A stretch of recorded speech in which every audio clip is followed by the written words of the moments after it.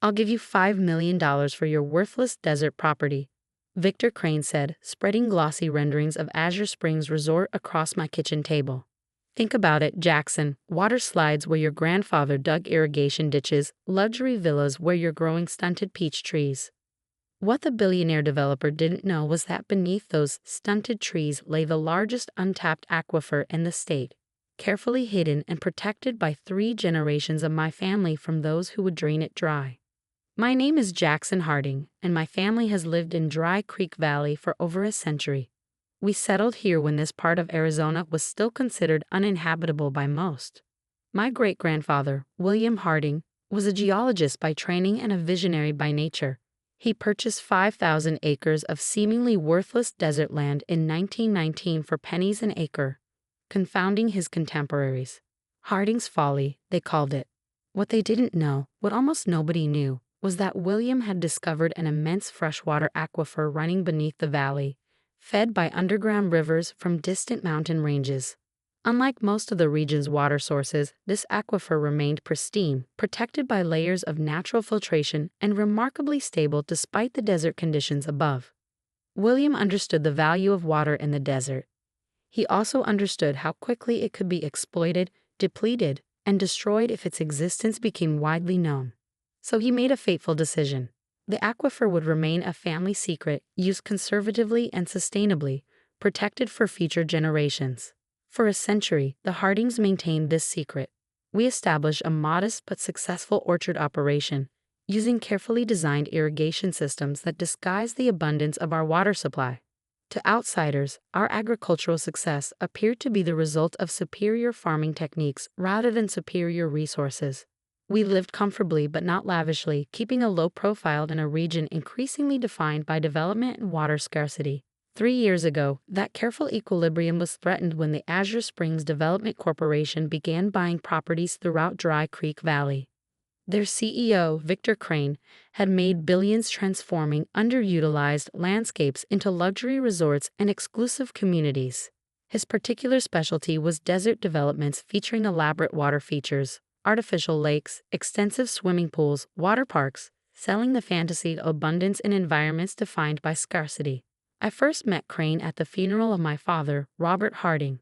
He approached me during the reception, offering condolences with the practiced ease of someone accustomed to using personal tragedy as a business opening. "Your father was a remarkable man," he said, handing me his business card. To maintain a productive orchard in these conditions for so many years was quite an achievement. "When you're ready to discuss the property's future, I'd be interested in talking." I nodded politely and pocketed the card, which joined dozens of similar offerings I'd received since inheriting the property. Developers had always circled our land, puzzled by our refusal to sell but certain that everyone had a price. For the first year after my father's death, I focused on maintaining the orchard operations while settling into my new role as the 4th-generation custodian of our family's secret. My father had prepared me well, teaching me the intricacies of managing the aquifer, monitoring its levels, and preserving both the water source and the knowledge of its existence. What I wasn't prepared for was Crane's persistence. His initial letter offered $2 million for the property, a fair market price for what appeared to be a modestly successful desert orchard with limited water rights. When I declined, subsequent offers increased steadily, culminating in a request for a personal meeting. "Just hear me out," his assistant pleaded over the phone. "Mr. Krane is prepared to make an extremely generous offer." I reluctantly agreed to the meeting, partly out of curiosity about his escalating interest in our land, partly to assess what he might already know about what lay beneath it. Krane arrived in a helicopter, landing dramatically in the open field behind the orchard. He emerged wearing an impeccably tailored suit that seemed oblivious to the 105-degree heat, flanked by assistants carrying architectural renderings and environmental reports. "Jackson," he greeted me with the presumptive familiarity of the very wealthy. "Thank you for seeing me. I think you'll be impressed by our vision for Dry Creek Valley." In my kitchen, over iced tea made with water from our aquifer, he unveiled his plans for Azure Springs Resort, a sprawling complex of hotels, residences, golf courses, and water features that would transform the valley into what he called Arizona's premier luxury destination. "I'll give you $5 million for your worthless desert property," Victor Krane said, spreading glossy renderings across my kitchen table. Think about it, Jackson. Water slides where your grandfather dug irrigation ditches, luxury villas where you're growing stunted peach trees. I studied the plans, noting that the projected water usage for even the first phase of development would drain a normal desert property dry within months. It's a generous offer, I acknowledged, but I'm not interested in selling. This orchard is my family's legacy. Crane's practiced smile didn't falter. Legacy is important, but so is progress. Your operation employs what? 10, 15 seasonal workers? Azure Springs will create hundreds of jobs. It will bring prosperity to a region that's been stagnant for decades. We're doing fine, I replied. Besides, where would all the water come from for something this size? The regional water tables are already stressed. A flicker of satisfaction perhaps, crossed his face. We've conducted extensive geological surveys. Our water engineers believe there are untapped resources in this valley. We just need the right access points. That was when I realized Krane knew, or at least strongly suspected, what lay beneath our land. Someone had leaked information, or perhaps modern scanning technology had revealed what my family had kept hidden for generations. After Krane left, I called an emergency meeting with the other 4 families who shared our secret: the Robinsons, the Delgados, the Tsozis, and the Wilsons. Like us, they had modest agricultural operations that relied on carefully controlled access to the aquifer. Together, our 5 families formed the informal but resolute guardianship of Dry Creek Valley's hidden treasure. He knows something, Samuel Robinson said grimly when we gathered that evening in my barn. At 78, he was the eldest of our group, a living memory of our collective history. The question is, how much? Elena Delgado, whose family managed a small vineyard on the valley's eastern edge, looked troubled. My cousin works for the County Water Authority. There have been inquiries about deep drilling permits in the valley. They're looking for something specific. If they find the aquifer and secure the rights to develop it, the entire valley will be transformed, said Michael Wilson, whose family grew pistachios on their portion of the protected land. Not just our properties, but the whole ecosystem that depends on the underground water balance we maintain. Nayat Sozi, whose family's native plant nursery had become regionally renowned for desert conservation work, spoke last. My grandmother warned about this moment. She said someone would eventually come with enough money and technology to threaten what we protect. She also said we would need new guardianship strategies when that day came. We talked late into the night, weighing options that our predecessors had never had to consider. Legal protections for the aquifer would require revealing its existence. Continued secrecy left us vulnerable to modern detection methods. Selling would betray a century of stewardship. By morning, we had the outlines of a plan, one that would require careful execution, perfect timing, and resources we didn't yet possess. But first, we needed to buy time. I called Crane's office the next day. I've been considering your offer, I told his assistant. I'm not ready to sell, but I might be open to a partnership arrangement for limited development rights on a portion of the property.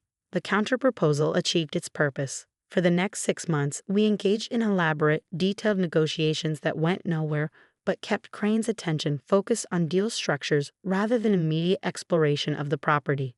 Meanwhile, we implemented our broader strategy. Nia leveraged her contacts in environmental conservation to have certain portions of the valley designated as critical habitat for endangered desert species.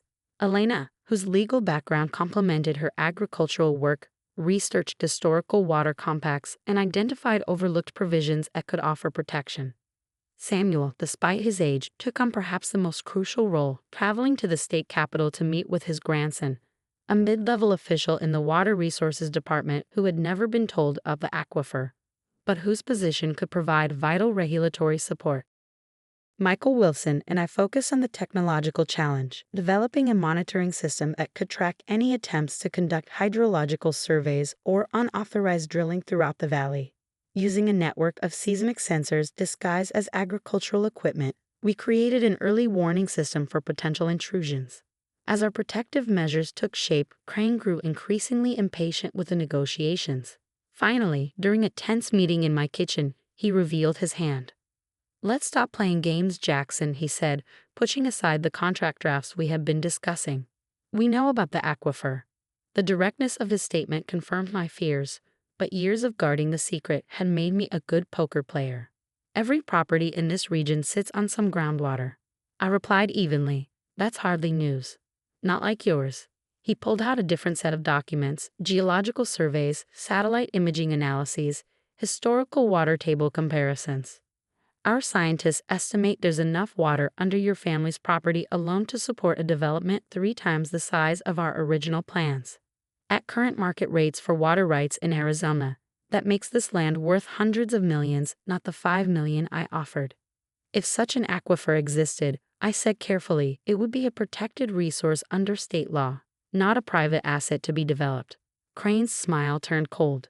That depends on who documents it first and how the rights are established. Water law is flexible for those who understand how to navigate it. I've acquired options on several adjacent properties. Once we begin drilling and establish first claims, precedent will favor our development rights. The environmental impact will be reviewed by agencies staffed with officials who understand the importance of economic development, he finished smoothly. I'm still willing to make you wealthy beyond your imagination, Jackson. But with or without your cooperation, Azure Springs will be built. The only question is whether you'll benefit from it. After he left, I immediately activated our emergency response plan. Within hours, the other 4 families had implemented their assigned tasks. Elena filed emergency injunctions based on the historical water compacts she had uncovered. Samuel's grandson initiated an expedited review of water rights throughout the valley under a previously unused regulatory provision. Nia's conservation contacts conducted a surprise survey that discovered a previously undocumented population of endangered desert tortoise on key properties, triggering automatic federal protection protocols.